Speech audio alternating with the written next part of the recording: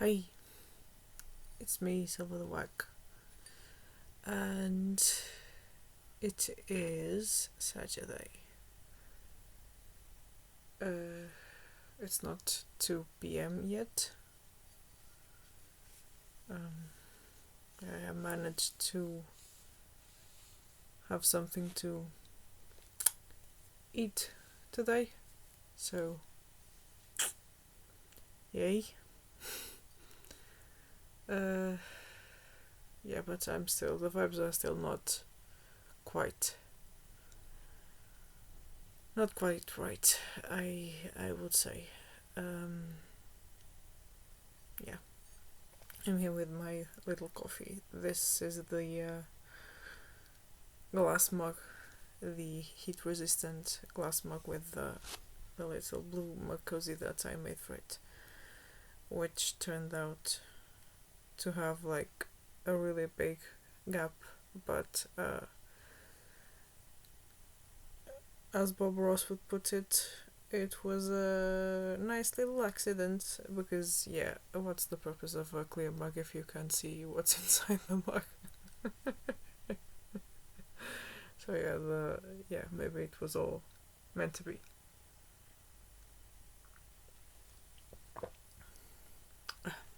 It's nice. It's still nice. Yeah, because it's in my channel somewhere, one of the videos where I'm making coffee in a big mocha pot. Yeah, that mocha pot, I think I might have to replace it if I can't find a way to fix it, because I broke the handle. Since when I screwed it, it vacuumed or something. I'm not sure if that's making any sense, but it was stuck. And instead of trying to spin it from the metal part, I kept yanking on the handle, and it just snapped, since it's made of plastic. It's good plastic, don't get me wrong, it's good plastic. It's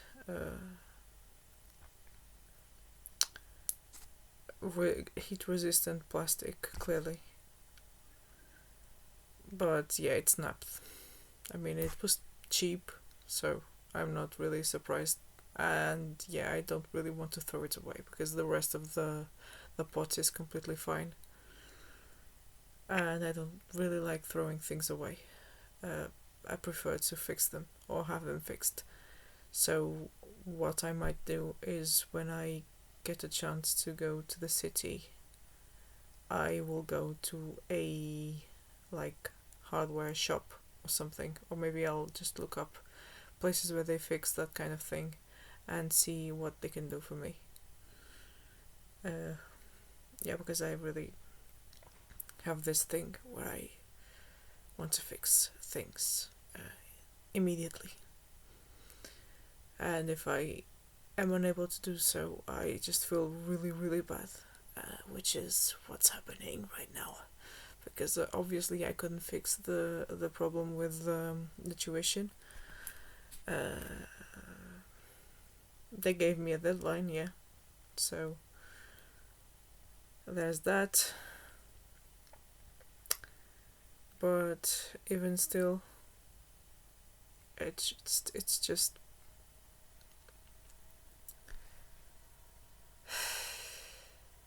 it's just frustrating, really. It's just frustrating. And it wouldn't be as frustrating if I wasn't trying so hard to find like a job that pays something at the end of the month. I wouldn't like say no to something that paid. I don't even know, like 500 euros would be perfect to me, since I don't pay rent and I can't move out. Like, that would be perfect. It would allow me to pay for tuition and even save some. So yeah, but I can't even find that, obviously, because I'm overqualified, and lying in your CV is illegal. And not only that, when you apply for a job, they do a background check, right? Normally they do anyway. And the first thing that comes up when you search up my name, like my full name, not just first and last name, because that brings up tons of people. But the full name, the first search result just brings up my MA dissertation. Like, right there. It's right there. So it would not be feasible. Like, they would ask and I would just say, yeah, that's me. Because all the data would coincide and everything, so... And I will get blacklisted, which I really don't want to happen. And like I said, the interviews that I did have in these years that I've been looking for something, they didn't go well. And the last one that I had, I kind of blew it, by being honest, because there's a gap in my work experience, the working thing. And when they asked, and what's this gap between your last job and the most recent one, which is just freelance translation, proofreading, ghostwriting, stuff like that, things adjacent to that. And I just said that was the time I was unemployed.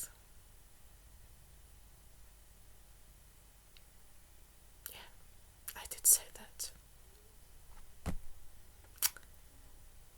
Because it was true. And I was just caught by surprise by that question, like, what kind of a question is that? Why do they even ask that?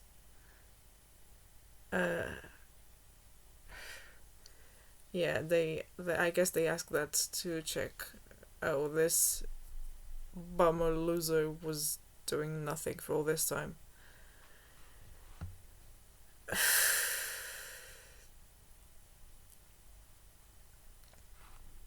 It's hard for everyone, like, a friend of mine got a job, but it's temporary. Basically, they hired my friend until August, because there's this program, and they basically they pay you the full minimum wage, but part of it is funded by the state. And this company is, basically just doing that. They hire people who have never been part of that program, because you can only do it once. And they keep just hiring and hiring and hiring, just so that they don't pay the full wage from their own pocket. It's scummy, but it's better than nothing. Like, I put that on my own CV that I've never been part of that program, but still, it was worth nothing. And I'm not going to put myself down. I'm not going to say anything. Nope. Anyway, this is the stuff that's in the thumbnail. I'm going to put it there. I took the picture before I started recording. It's a NF-18 Hornet jet that I drew. It looks kind of bad, it's just a sketch. It looks kind of bad. But like I said, I've been trying to get back into drawing, so that eventually I can draw and then paint a portrait of my grandma. But I even tried to make some clouds, and they look kind of sucky. They look kind of sucky. I mean, I tried on the jet. I was just feeling really bad, and I like jets. I like planes. I like aircrafts, and I like boats and stuff as well. And yes, I like trains and vehicles in general. I just don't like electric cars. Not for the reasons you might think, like not for any political agenda or whatever. I just don't really trust them. I mean, they seem like they're more environmentally friendly and stuff, but the idea of just being inside a car that's completely electric and has like this whole system that is remotely controlled and it's connected to some network or whatever the hell. It's just kind of scary. In theory, the concept of it is very cool, and if it wasn't for that, I would say yay, electric cars. But right now, in the state that they're in, and with all the stories that I see, I'm like, yeah, maybe not. Though they are really cool and they are very quiet, so I'll give them that. I like, and the aesthetic and the whole thing.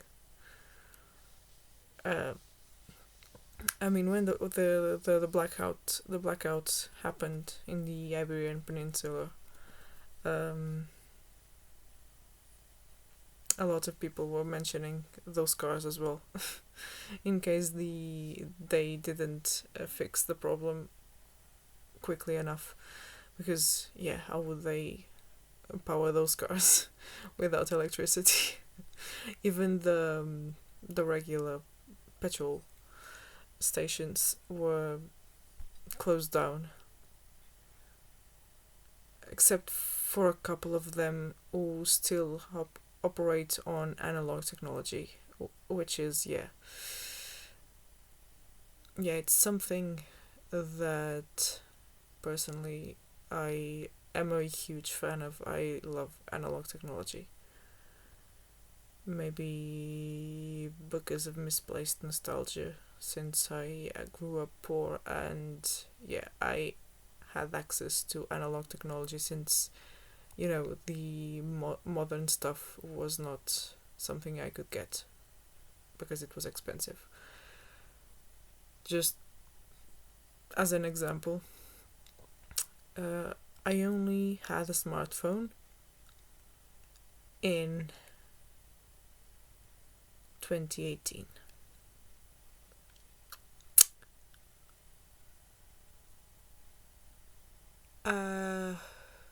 And it wasn't really because I couldn't afford a smartphone, it was because I just prefer the analog phones.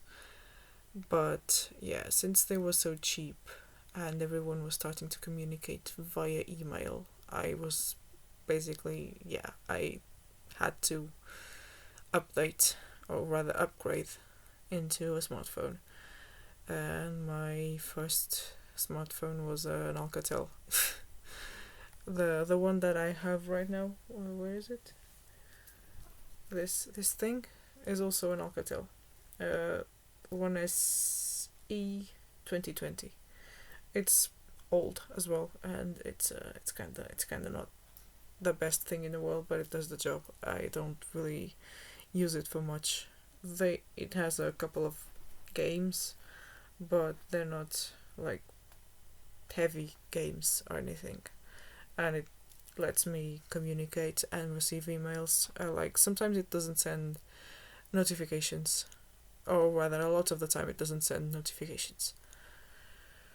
For some applications such as Discord, Instagram, a bunch of things, and it's not because I blocked the notifications, it just doesn't send the notifications. The only thing that consistently sends notifications and is not the inbuilt messaging app is Gmail and WhatsApp. So yeah, I did not turn off the notifications. And when I click the apps that don't send notifications, suddenly I'm flooded with notifications. And I'm like, thanks. That's very useful. Now that I'm here, I surely need those notifications. / sarcasm, obviously.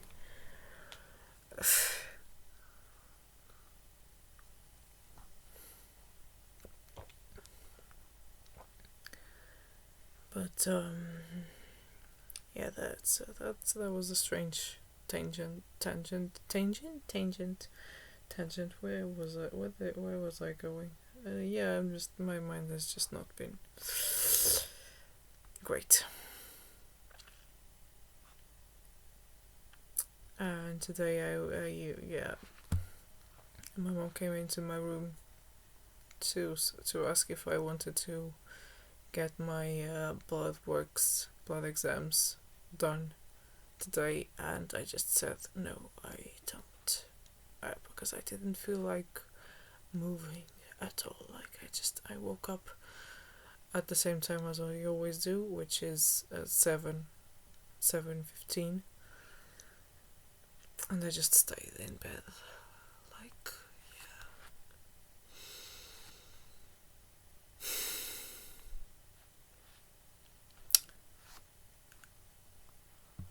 And it's that feeling of not being able to fix something. You know? Maybe you don't. I hope you don't. Because I feel like this is a bad thing. It's definitely a result of trauma. It's not exactly a bad thing. I don't think it is. Because when something needs fixing, usually I'm the one being contacted to do the fixing. And I even, when my clothes rip and stuff like that, I fix it.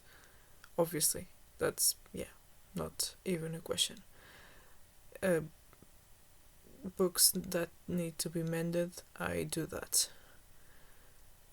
Pipes that need to be replaced, I do that. Anything I can fix, I fix it.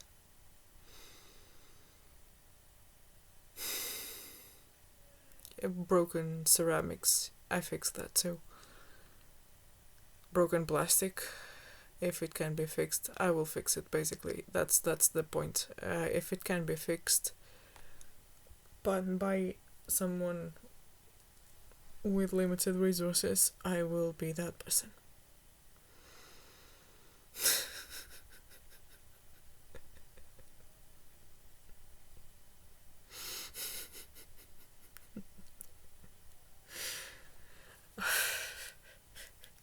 I need to stop.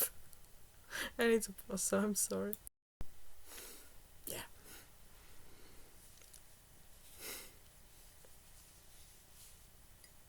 I really... Yeah. What doesn't need to be said won't be said, basically. There's my little coffee. Just wanted to show something that I carry in my bag.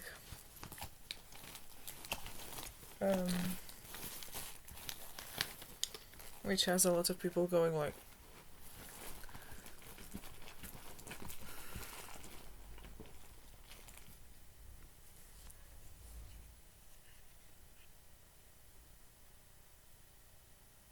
Can you tell what this is? A mini sewing kit. I have a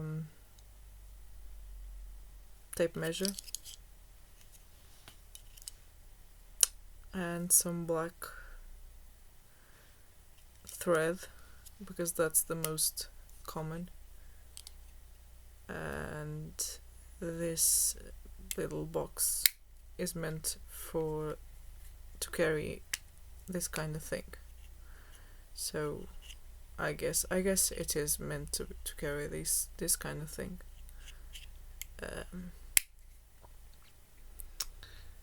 It has scissors and buttons and stuff, and a thimble on the little drawing. It's very vintage. I guess you could find like tiny scissors. Maybe eventually I could find something like that to have like a proper mini kit, but for now this is something that I have, and has been useful many a time.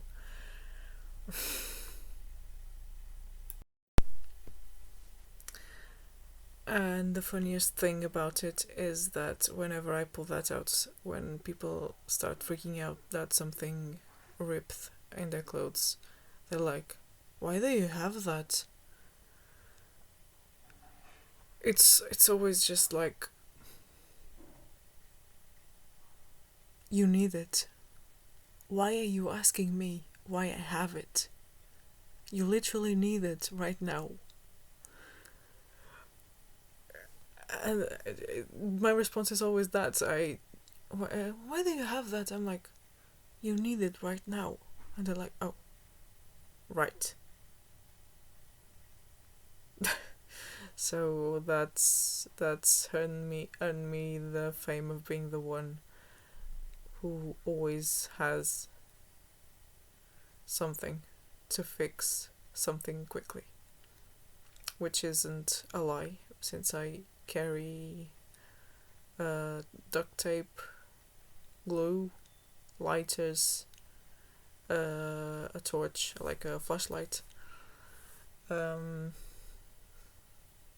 I even have a spare tote bag. I have stress toys. What else? I have a medication, obviously.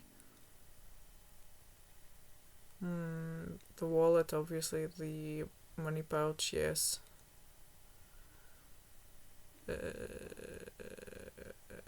Band-aids, yes, I also have that. I have the hand sanitizer. Yeah, basically it's a kit of itself. Radio. Deck of cards. Yeah. And I have a spare phone. An analog phone. The Nokia 3310.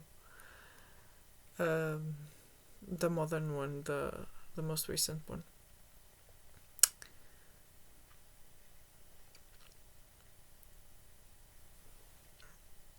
And I keep an eye on it to check if it still has battery. And it's saved me a couple of times. I started carrying that after an incident when I couldn't get a train home, like one of the regional trains, and I was trying to contact my mom to ask if I should get on the expensive train, or if she wanted to go get me at the station I was in. And the guy at who sold the tickets, I think I may have told this story already, but he didn't want to lend me his phone to call my mom. And the phone booths that were there were not working. So yeah, I basically just paid for the expensive ticket. I glared daggers at the man and I ran to catch the train. And then when I was on the train, the man who checks the tickets let me use his phone to call my mom.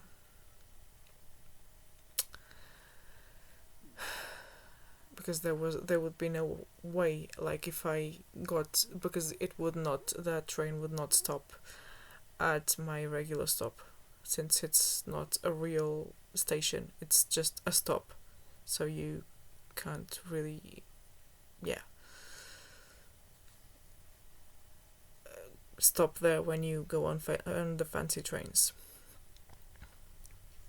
And I didn't know if the phone booth at that station would be working. Because there's one, and I've used it in the past, but I don't know if it would have been working then, since the two phone booths that were at the other big station were not working. And after a while, like not even 2 weeks later, I went there again, and they blasted huge signs saying out of order on the phone booths, and I think the reason why was me, basically. Because honestly, and it's not a brag, it's just, why did they have those things there if they were not working? Like,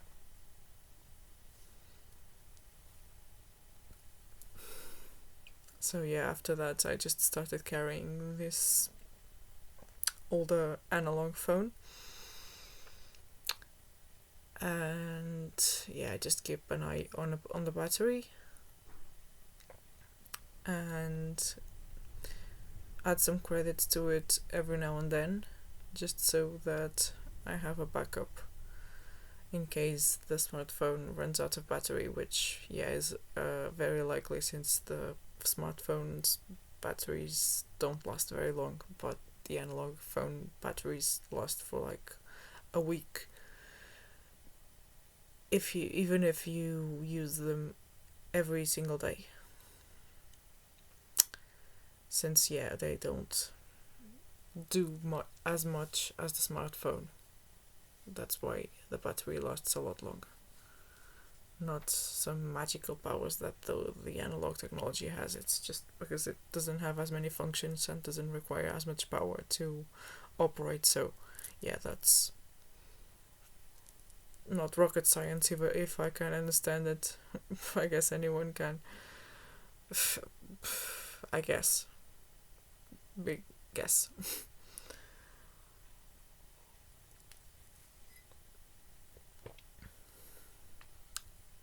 And I didn't play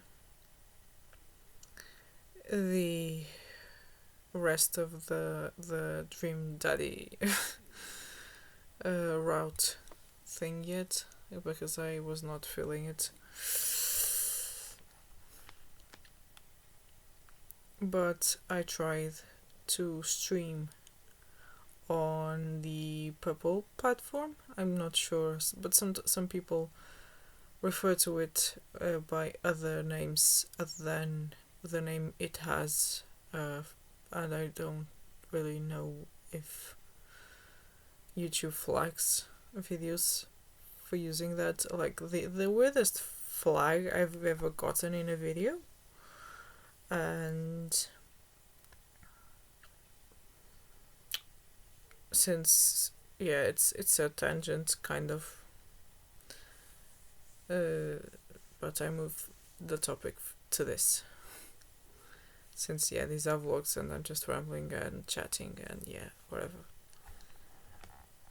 The weirdest flag I've gotten on a video, like copyright wise, was one time when I edited a bunch of clips that I'd recorded of myself doing basically this. but without the camera, just voice recordings. And the video got copyrighted because the song Dust in the Wind by Kansas was in the video. Now get this. The song that was in the video was indeed that one, but I wasn't playing it anywhere. It was me singing it, a cappella. There was no backing instruments, there was nothing. The video was extremely long because I edited a bunch of videos. That video I probably made it private because it was a mess. It was just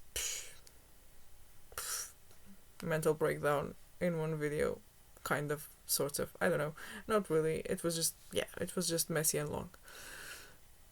But it got that copyright, and I was like, what? And then I went to the timestamp and it was like, what?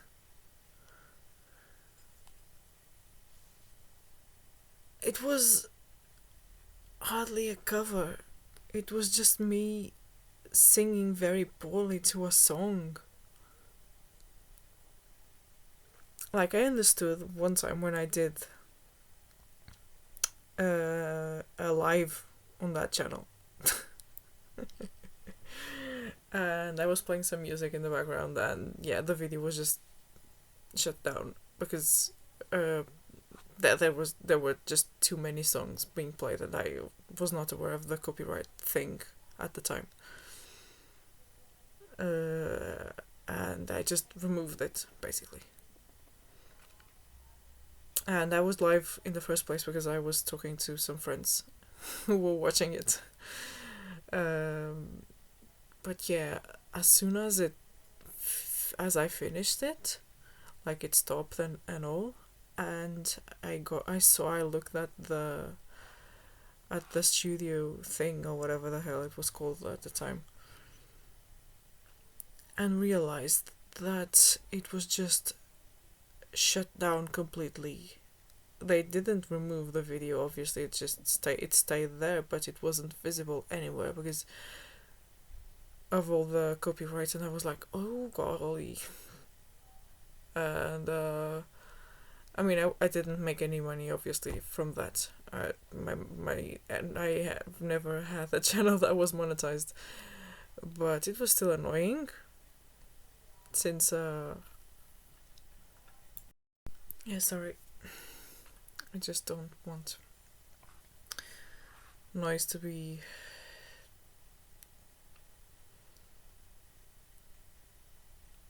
part of the background.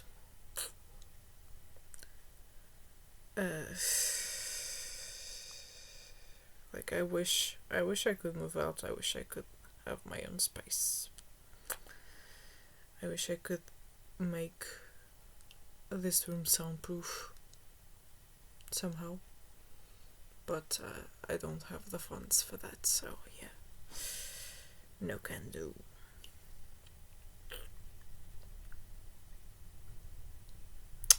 And yeah, I don't even know what the hell I was talking about because I'm just so kind of, frazzled mentally, that I'm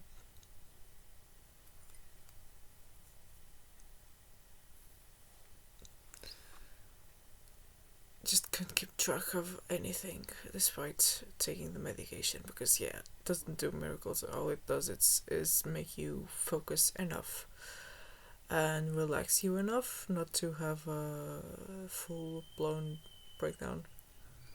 Look at my boy. Yeah, look at my boy. Focus on the good things. Focus on the good things.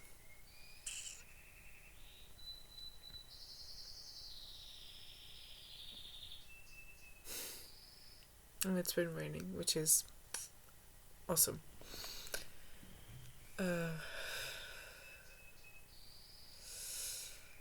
Yeah, I was talking about the copyright and stuff. That's what I was talking about.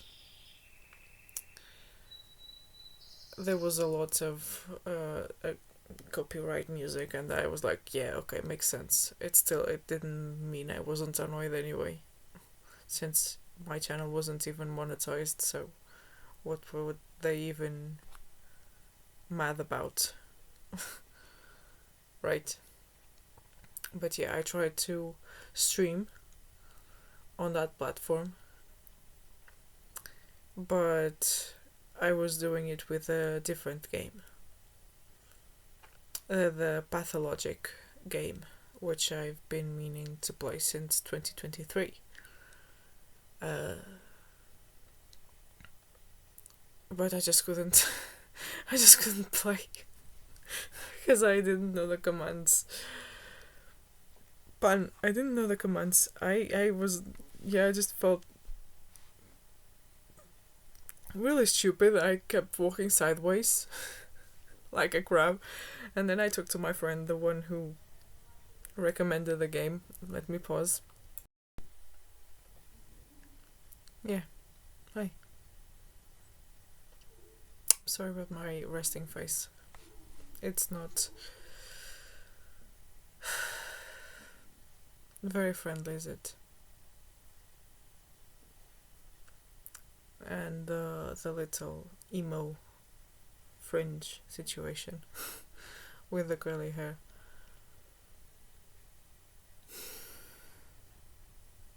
But I like to have a fringe, so it was never a phase. I never felt compelled to like straighten my hair though, so that's points for me. I just like to have a fringe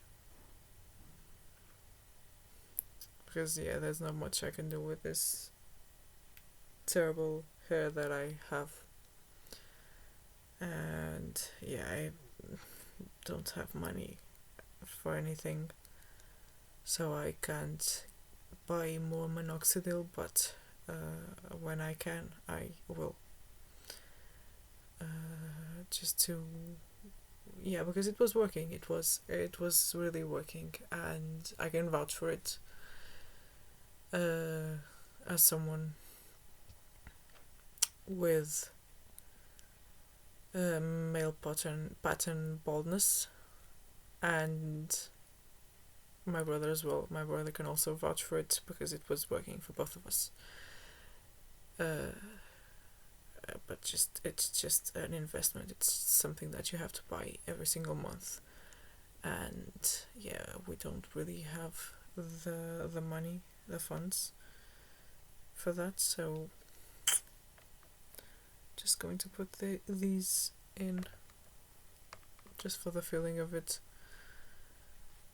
And these are good actually because they don't really go into my ear, and I just clean them with rubbing alcohol, so it's fine. It doesn't really affect my ears, my ear infections that are chronic, and have been bothering me a bit lately. And the new doctor just kind of wrote something about an audiology appointment that has not happened yet. It would not be exactly an audiology appointment in the sense that I would go there and they would be like, oh, I have this and that and the other. It would be just to go there and have my ears like professionally cleaned. Don't know if you've ever watched those videos, if you can stomach them. I mean, yeah, different people stomach different things, but yeah, it would be to just get my ears cleaned and see if the eardrums were punctured or something like that, which might not be the case, though I engaged in some dangerous behaviors, because as much as I have sensory issues with my hearing, like I hear too well, which is not a bad thing.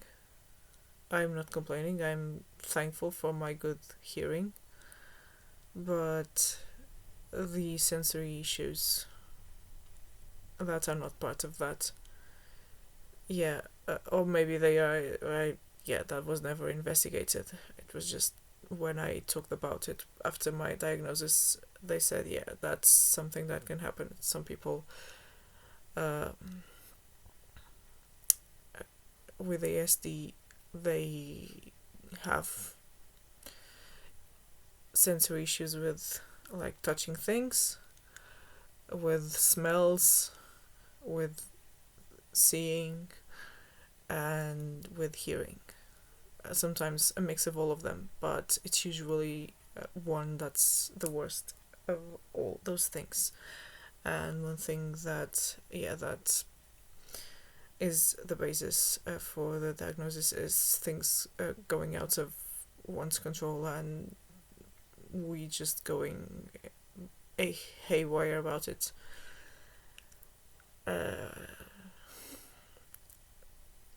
Even without the presence of CPTSD or like complex trauma, which is not very common, because complex trauma is kind of part of the experience for most late diagnosis, though mine was when I was 24, so it could have been later. I know that some people got theirs in their 40s and stuff, so that was not bad in any way. Like, it wasn't just a referral or anything. It was really a bunch of people doing an assessment, and lots of questions and lots of things. It was a lot of stuff until they reached the conclusion that yes, indeed, you do have ASD and ADHD, the inattentive type of ADHD, mostly. And for the ASD, it's between 1 and 2, which, even at the time, they said, this is kind of outdated, but let's say that you're functional with moments of being not functional. So there should be something between 1 and 2, but there isn't. It's just, it's 1 going on 2. And there's no medication for that. The only thing that they can do is just pat you on the back if you're comfortable with that. Metaphorical patting on the back. It's just being like, well, there's no cure for it. So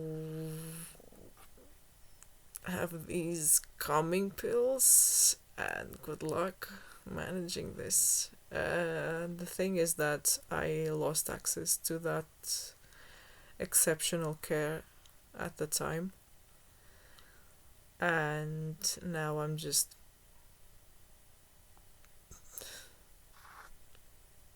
without anything. Like, they managed to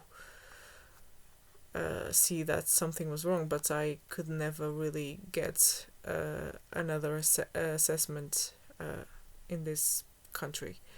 So what I have is in English, and it's worth nothing. Even if I translated it into the language of the country, it still would have to be approved. So it's good to wipe my butthole. not even that, because it would just spread it.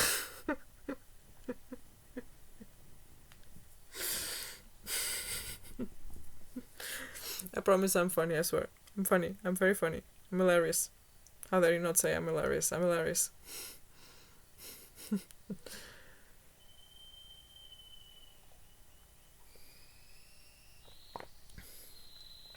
But do we want this already extremely long video to be longer? Yes, we do. You know why? Because this is doing me a lot of favors mentally. Even if I'm not talking to anyone in particular, like I'm talking to you. You there. You right there. I'm talking to the 69 people. Pardon. Yeah, year 7 really is a mindset.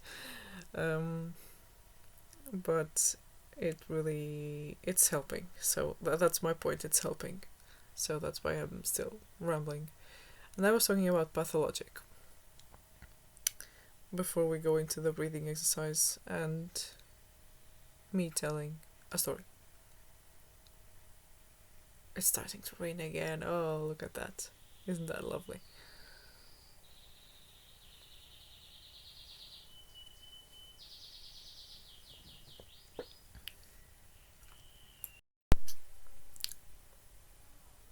Oh my gosh. Right. I will block my ears, since I think I might be the only one hearing that. Nobody's screaming, I'm just hearing it, so yeah.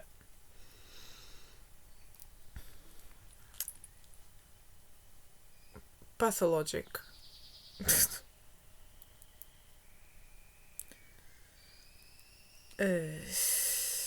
Yeah, a lot of the stuff that I have is genetic, so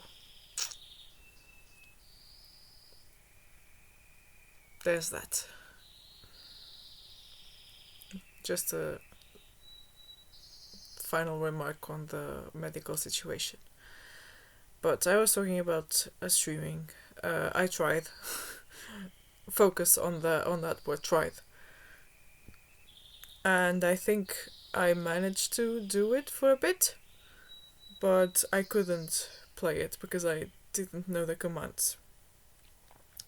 So I went to my friend, the one who recommended this game, and said that there was a crazy sale for it in 2023. And there was. This game cost me €1. And I'm not even joking. I probably have the receipt somewhere. On Steam. And I was trying to play the game, but I didn't know the commands. I could just move with the arrows. And I didn't know any of the other commands. I tried to look them up on my phone, but nothing was working. And then I looked at the settings. There were some commands there, and I couldn't use them anyway.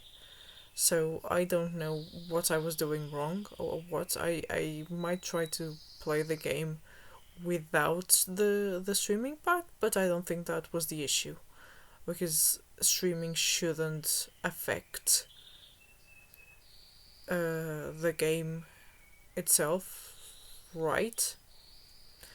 I mean, at least it didn't when I recorded myself playing the Dream Daddy game, though. I mean, those are different games, like completely different games. Like,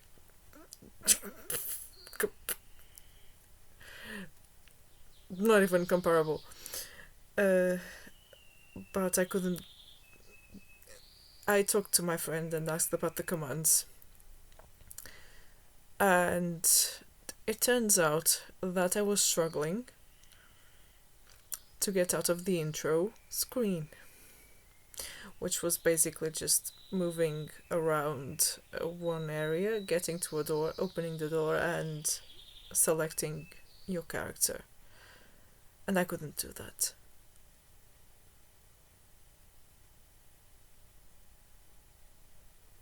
And it was just really, really bad. I am a noob, obviously. Yes, I am. I might try to stream again, because you never know. I mean, at this point, I'm not going to like turn into content or trying to do content that would attract anyone, because I couldn't do that to begin with. I don't have the skills or the personality to do so. The most I can do is write my stories and read them, and I have not even been able to do that because I'm just not in the right mindset for that.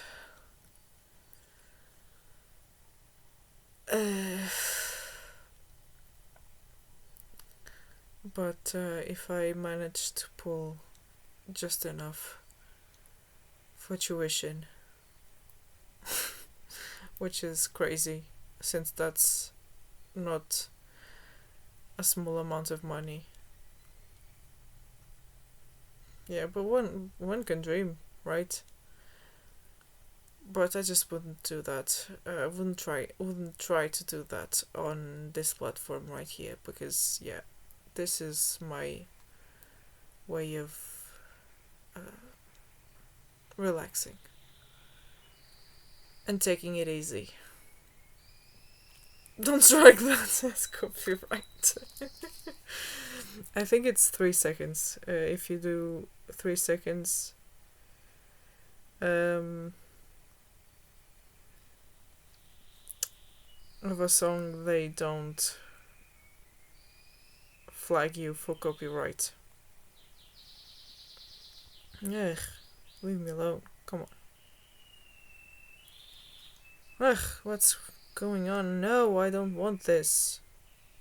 Yeah, no, I'm not still thinking. I just don't have the money.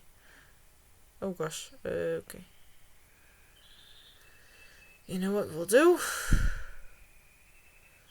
We will do box breathing.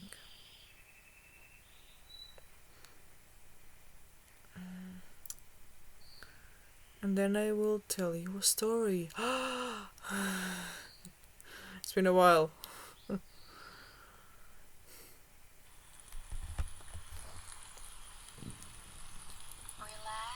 and get comfortable. Focus on your breathing.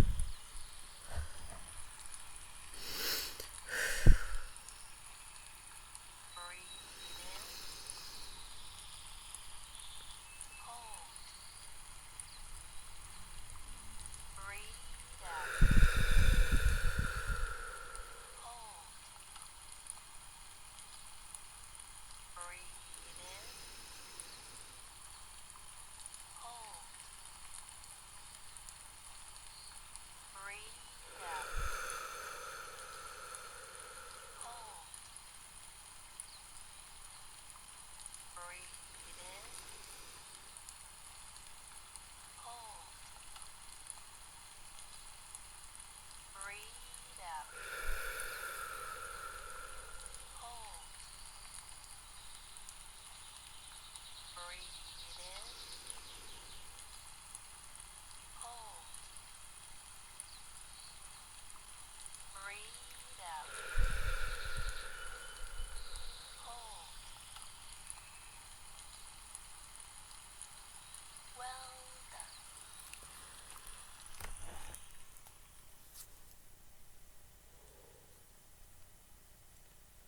It works for me, and I hope that it works for you too. If you're doing this with me. Did I remove? No. Let's do another one.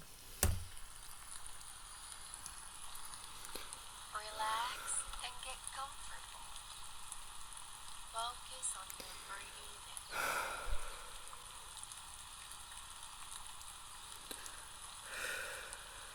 Breathe in. Hold.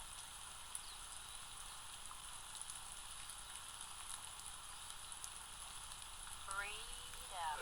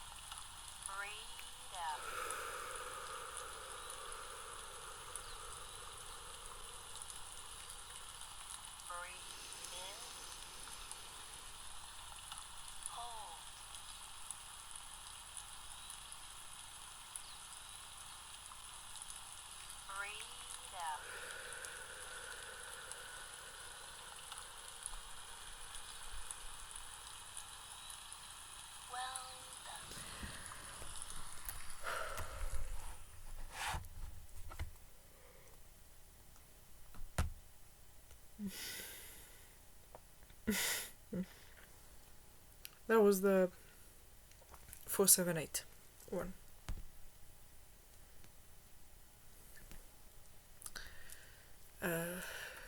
Since this is already getting long, and we don't mind that, we will find the story.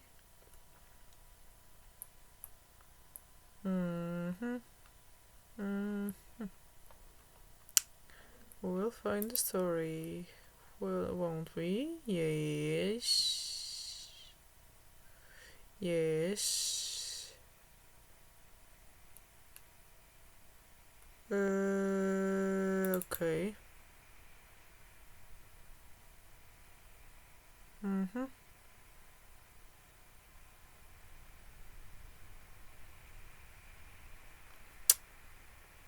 Okay. It's here. And it's here. Did not turn off. Nope. It's fine. It's fine. It's working. It's working. It's working. Okay. It's fine. It's fine. Okay. It's raining. I can hear it.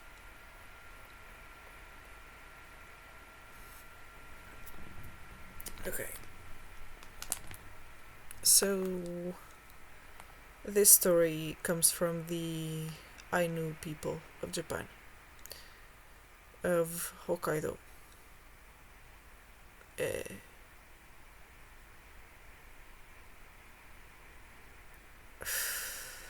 The land has a different name for the Ainu.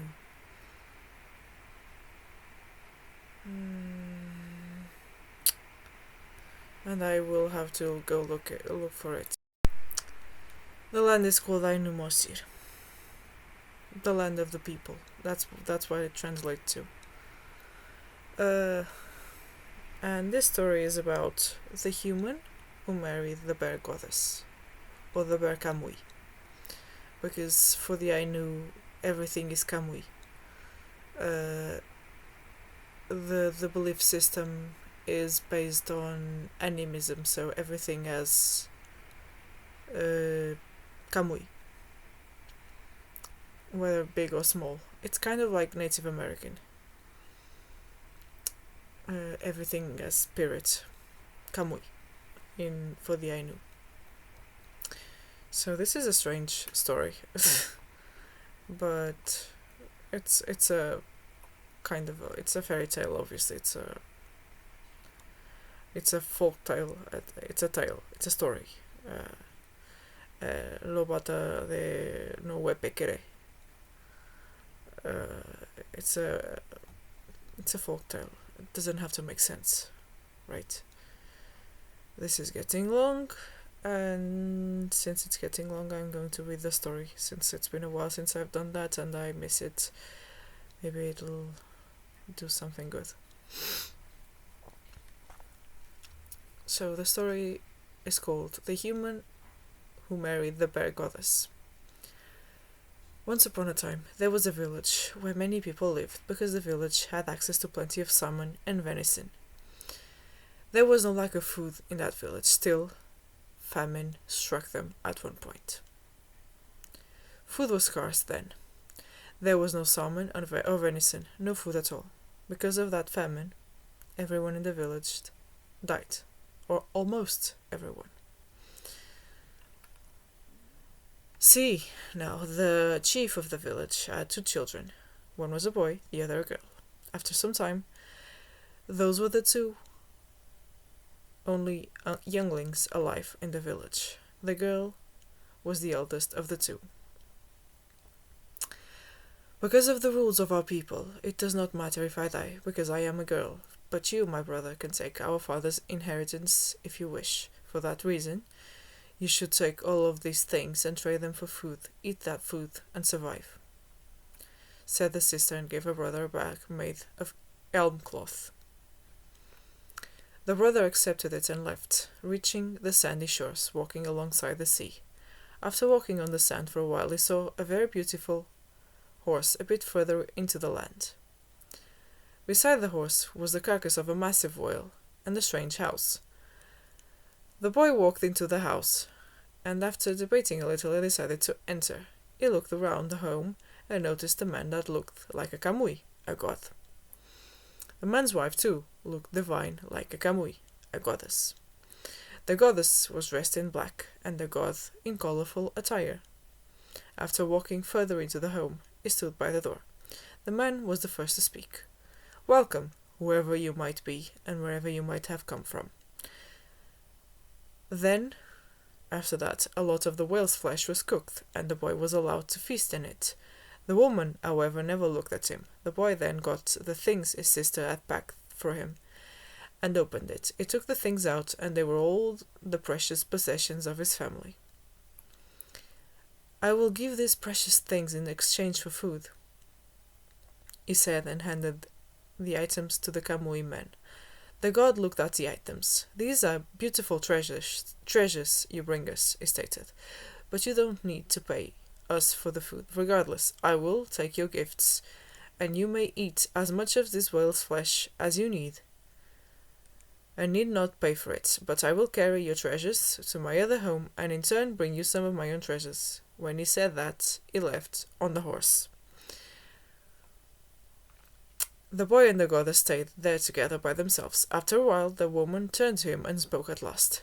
"You there, boy, listen carefully to my words. I am the bear goddess. This is my husband. That is my husband, the dragon god. He is the most jealous kamui of all. For that reason, I do not look at you in his presence. Your treasures are so valuable that not even my kind has them. For that reason, he took them in glee to trade them for forgeries, under the guise of valuable kamui items. Therefore, when he brings them and shows you them, you must say, 'We don't need to trade treasures. I want to buy this woman.' If you say that, he will become enraged and leave, because his jealousy will make him do so. After that, you and I can marry, which would please me greatly. But you must say that to him when he returns." The goddess said fiercely. The boy was struck and taken by the magic of the bear goddess, so he agreed. After a while, the dragon god returned and was grinning gleefully, bearing 2 sets of items, those the boy had given him and the ones he'd forged, and so he spoke. "You there, boy, I have brought you your treasures back, and we will do a good deal exchanging them for mine. I would like to have some treasures too, and I want the treasure that is your wife more than I want the other treasures, so please, give me a wife instead of those treasures," the boy replied. No sooner had the boy said that, he was stunned by a loud clap of thunder that snapped above the house. When he looked around, he saw that the house had vanished, and only he and the bear goddess were left. When he regained his senses, he saw that his treasures were still there. The goddess spoke then, and looked at him at last, with a gleaming bare eyes and a grin. "What you felt was my dragon husband leaving enraged, which made that loud noise, and for he knows I wish to be with you, and now we can live together," the goddess said. After that, they lived together and married. The boy asked his wife to save his village and family, and so it was. And that is the reason why the bear is a creature that resembles a human being and is the most important of the deities. The end.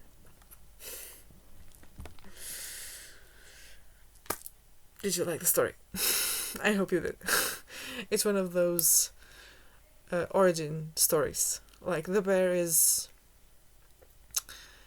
regarded as a very powerful deity or entity, spirit, if you will, in several indigenous cultures, namely the Native American cultures. Some tribes regard the bear as a very powerful spirit, and it's the same for the Ainu, and it's also the same for some of the tribes of the north, like the Sami people of the north of Finland and Sweden and Norway, and some peoples that are scattered along the Arctic Circle, who speak the languages that are not categorized into any particular family of languages, since they are all very different. The Ainu language is one of those, and it was deemed critically endangered recently. Don't ask for the exact date because my mind is a mess right now. But yeah, it was deemed critically endangered, and yeah, the Ainu have or had in the past a very close relationship with nature, same as the Native Americans, and then they were pushed further into the land where there was no salmon or like venison, and people started dying.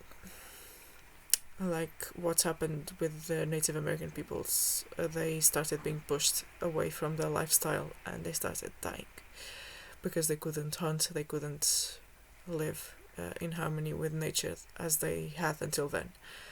And this wasn't done like peacefully as people like to paint the indigenous peoples.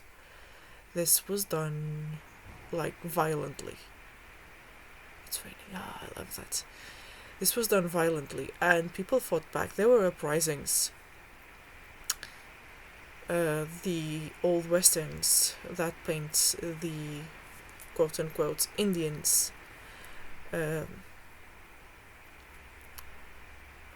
some Native American peoples like the label because it's a reminder of how stupid Columbus was. But I know that it might be offensive for some. That's why I put it in quotations. Yeah, I just said it because it's not the N word, and depending on the context of where you're saying it or how you're saying it, you can say it, even if you're not part of the group. And I was talking about the Westerns, like they use that word, and that's why I put it in quotations. And the Native Americans were always painted as vile and awful and terrible and violent, and that's because the colonization wasn't peaceful. The people really fought back, and it was the same for the Ainu. The Ainu fought back really fiercely, but the Japanese Empire had weapons like firearms, and so yeah, they stood no chance basically. Still, they managed to survive. Pardon the preemptive pardon. They still exist today. There is a museum called Upapoi,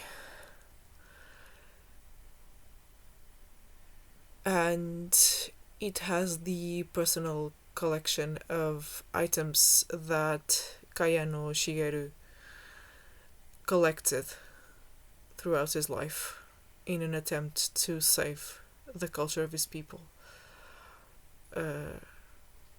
And he was one of the last native speakers. And he did everything in his power to preserve the language as best as he could. Like, I don't think that there are native speakers today, but the language is taught as a second language in Hokkaido, Ainu Mosir. So,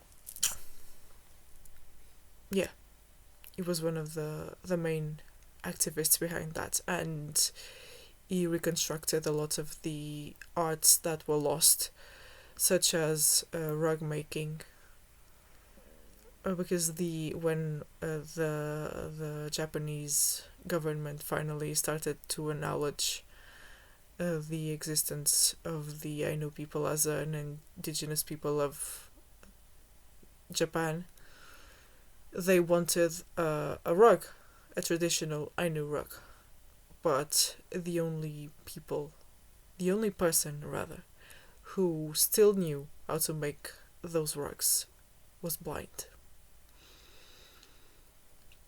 So he and his wife worked very hard on finding out how to make the rug by getting an original rug, an old rug, and like undoing it and figuring out how it had been made so that they could make a different one to send to the government. And other arts that were kind of lost, like making cloth out of elm, the tree, which is very durable and very breathable and also very soft, and it holds the heat in very well. It's very insulating.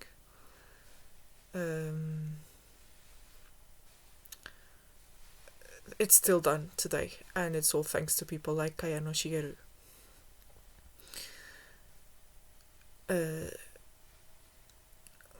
Yeah, now I'm just rambling about Ainu people, as if I have any right to do that. But yeah, I'm interested in that because of my love for folk tales and the original peoples and the original ways of life. Because, yeah,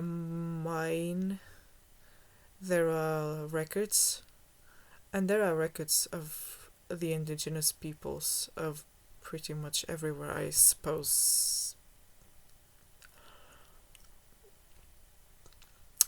But mine, there are, like, the records about the indigenous people of my ancestry. Yeah, it's pretty bad because the Romans basically invaded this land and obliterated the cultures that existed here. Like the language, poof. The deities, poof. The ways of life, poof. And this was the most heavily militarized area of the empire, because they really had to insist and take down the absolute menace that was the leader of the people, in particular the tribe of the place where I live. Not to brag or anything, but bragging just a little bit. But they, even when they wrote about this guy, they didn't really know his name, so they just made up one name. From what I've read, this name is not certain to be the name of the man, because they think that they just conflated the name of the bracelets that the warriors used and called the leader that. And these bracelets were made of like metal, some kind of metal, probably silver. There was silver in this land. There was a lot of it.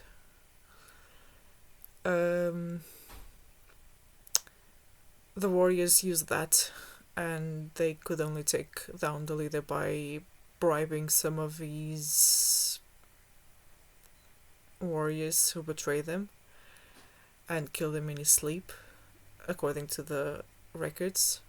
And I suppose the records must be right, because they were written by the victors, and they wouldn't just say that. I mean, maybe it could be a lie just to say that he was reckless in trusting these people and wasn't as good as people think he was.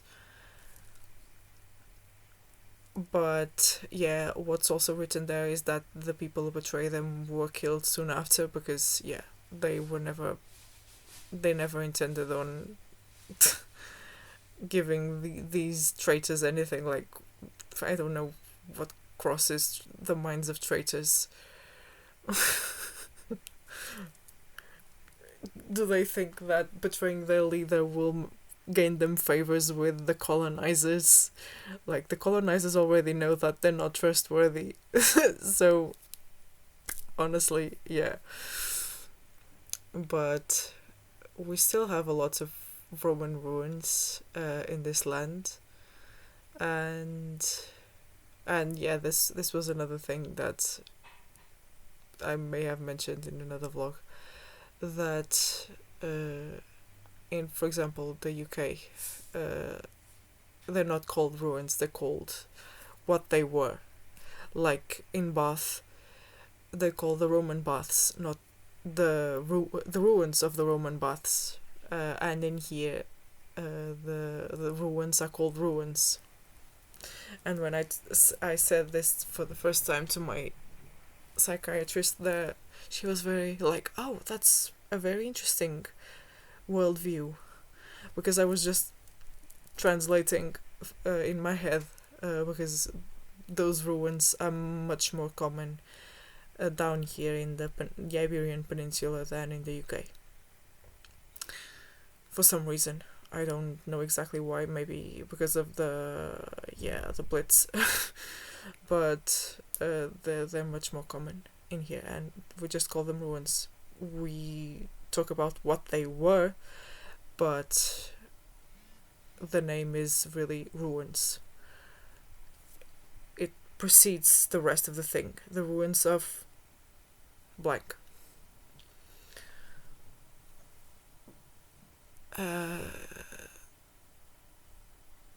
Yeah, it's the Sapir-Whorf thing. The languages that you speak influence the way you view the world. And whenever the last native speaker of a language passes away, an entire world passes away with that person. That's why languages are so interesting to me.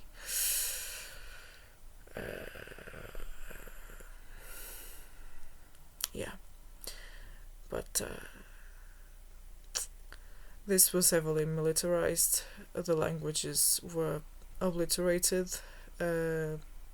We all down here speak creolized versions of Latin.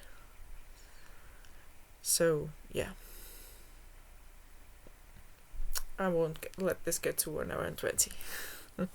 Though I let it do that with the recording of the Dream Daddy game. But, well, if you listened until now, thank you very much. I appreciate it. You're a real one. And you didn't have to, but you still did. And I'm thankful for that. I'm just rambling to a camera. And it's interesting to think about how I felt when I started recording and how I feel now. I feel a lot better, so yeah, thanks. Stay well. I'll be back. And that's a threat. Bye bye.